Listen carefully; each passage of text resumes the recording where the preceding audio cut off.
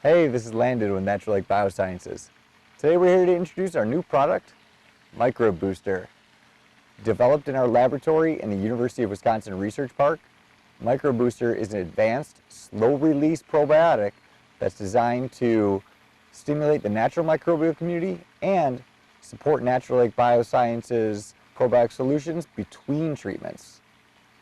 Each MicrobeBooster unit is packed with select bacterial cultures, proteins, and amino acids that increase the metabolic activity in the aquatic ecosystem.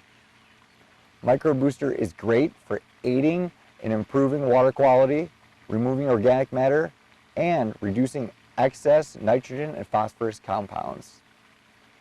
MicrobeBooster units are completely surfactant-free, non-toxic, and non-hazardous. These units are very easy to apply. Simply place them in an area with moving or flowing water.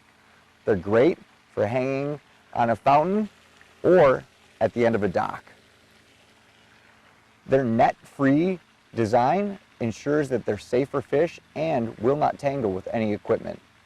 Each of the units lasts up to 60 days. After the unit is dissolved or at the end of 60 days, simply take the unit off and replace it with the new one.